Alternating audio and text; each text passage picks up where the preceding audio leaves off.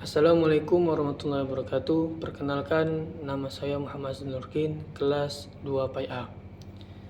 Filsafat secara bahasa itu berasal dari dua kata, yakni philos yang berarti cinta atau kecintaan, yang kedua yaitu sophia yang berarti kebijaksanaan atau pengetahuan. Sedangkan secara istilah, filsafat adalah proses pencarian kebenaran dengan cara menelusuri hakikat dan sumber kebenaran secara sistematis, logis, kritis, rasional, dan spekulatif. Alat yang digunakan untuk mencari kebenaran adalah akal, yang mana akal merupakan sumber berpikir. Adapun cabang-cabang filsafat itu terbagi menjadi tiga. Yang pertama ontologi, yang kedua epistemologi, dan yang ketiga aksiologi. Dan adapun aliran-aliran filsafat yaitu juga terbagi menjadi tiga. Yang pertama aliran idealisme, yang kedua aliran realisme, dan yang ketiga aliran dualisme. Nah, adapun asal-usul filsafat yaitu filsafat lahir pada tahun 600 tahun sebelum Masehi. Dan adapun tokoh-tokohnya yaitu Thales, Socrates, Plato, dan Aristoteles. Selanjutnya, mengapa manusia harus berfilsafat? Dikarenakan filsafat itu dapat memberikan pemahaman yang mendalam tentang realitas, dan filsafat dapat memberikan landasan bagi ilmu pengetahuan, dan juga filsafat itu dapat membantu dalam memahami dan menyelesaikan berbagai permasalahan yang muncul dalam kehidupan kita. Selanjutnya, adapun langkah-langkah agar manusia dapat berpikir secara filsafat atau filosofis, yaitu pertama, mulailah dengan membaca karya-karya filsuf terkenal seperti karya Aristoteles dan karya Socrates. Dan yang kedua, latih diri untuk selalu bertanya tentang hal-hal mendasar seperti makna kehidupan, kebenaran, keadilan, dan eksistensi.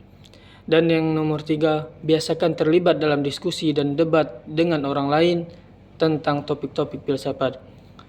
Nomor 4, latihlah kemampuan berpikir secara kritis dengan menganalisis argumen, mengidentifikasi asumsi, dan mengevaluasi bukti. Nomor 2, mengapa filsafat di belahan dunia barat itu mengalami kemunduran? Itu disebabkan pada abad pertengahan terjadinya dominasi gereja dan fanatisme agama yang berlebihan. Gereja membatasi perkembangan filsafat dengan aturan-aturan yang ketat, sehingga para filsuf harus berpikir sesuai dengan aturan-aturan agama. Hal inilah yang menyebabkan filsafat menjadi alat pembenaran agama dan tidak lagi berfokus pada penemuan-penemuan yang baru. Dan kemudian mengapa filsafat di bagian timur itu mengalami kemajuan yang pesat? Itu dikarenakan pada abad pertengahan adanya lingkungan yang terbuka dan toleran terhadap pemikiran-pemikiran. Jadi hal inilah yang menyebabkan filsafat Islam itu lebih menjadi inovatif dan terbuka untuk pendekatan terhadap penemuan-penemuan yang baru. Adapun nomor 3, bagaimana caranya filsafat bagian barat itu bisa bangkit dari keterpurukan? Itu dikarenakan filsuf-filsuf Islam seperti Ibn Rushd itu mempunyai pengaruh besar terhadap pemikiran-pemikiran filsafat di bagian barat.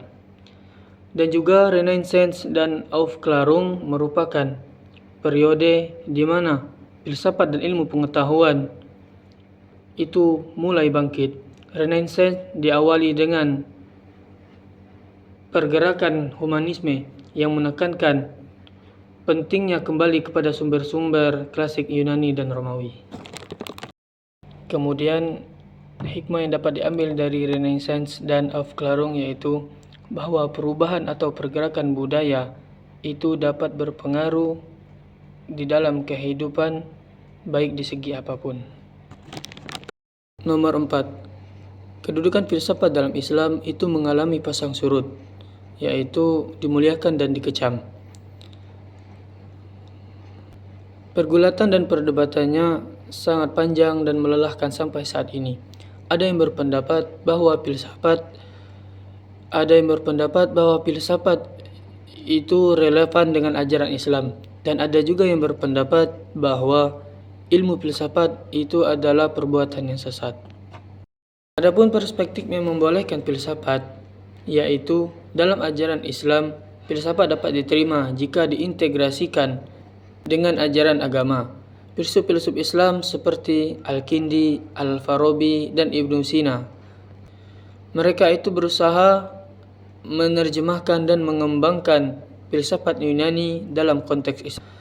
Dan mereka juga berpendapat bahwa filsafat itu dapat membantu dalam ajaran agama Islam untuk lebih mendalam, dan juga filsafat dapat memberikan pemahaman yang luas tentang dunia.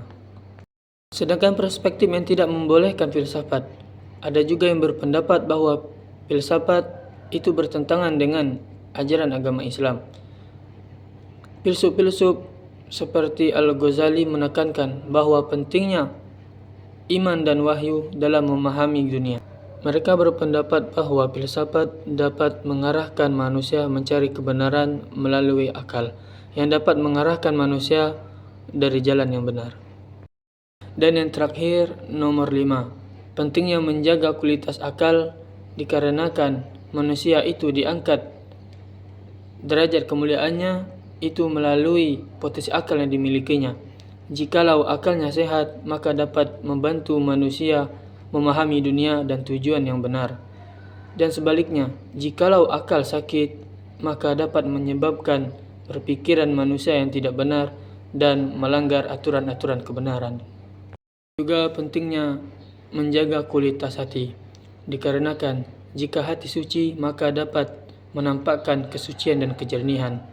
Dan jika hati yang dikotori dengan penyakit hati dan lepas dari agamanya, maka ia dapat menyebarkan kenistaan. Sedangkan cara untuk menjaga kesucian dan kemurnian akal, yaitu dengan cara berpikir secara objektif dan beradab. Hal ini dapat dilakukan dengan cara mempelajari ilmu pengetahuan dan rasionalitas, serta dapat menghargai karya-karya klasik dan filsafat Islam. Adapun cara untuk menjaga kesucian dan kemurnian hati, yaitu dapat dilakukan dengan cara menjaga hati dari penyakit-penyakit hati dan tidak lepas dari agamanya. Wassalamualaikum warahmatullahi wabarakatuh.